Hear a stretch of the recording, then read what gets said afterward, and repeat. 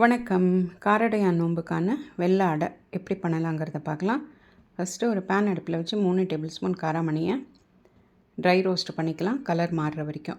அதுக்கப்புறம் ஒரு பிளேட்டுக்கு எடுத்து வச்சுட்டு அதே பேனில் ஒரு கப் அரிசி மாவை 3லேருந்து 4 நிமிஷம் ட்ரை ரோஸ்ட் பண்ணிக்கலாம்.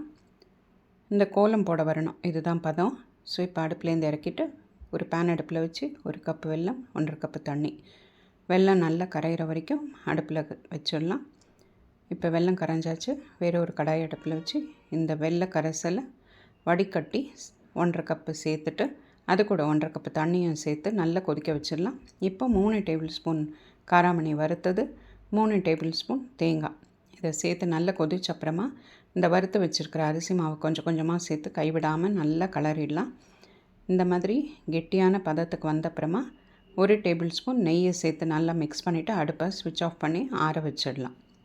ஆறின அப்புறமா கையில் நெய்யை தடவிட்டு இந்த சின்னதாக உருண்டை எடுத்து இந்த மாதிரி அடையாட்டம் தட்டி நடுவில் ஓட்டை போட்டு எல்லாத்தையும் ரெடி பண்ணிக்கலாம்.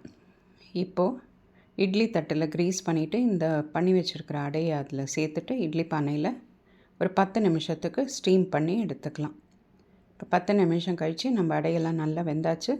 இது ஆறின அப்புறமா நம்ம எடுத்து வச்சுட்டா நம்மளோட வெள்ளை அடை சூப்பராக ரெடி ஆகிடுது. ஸோ நீங்களும் ட்ரை பண்ணி பாருங்கள். உங்கள் கமெண்ட்ஸ் எழுதுங்க. தேங்க்யூ.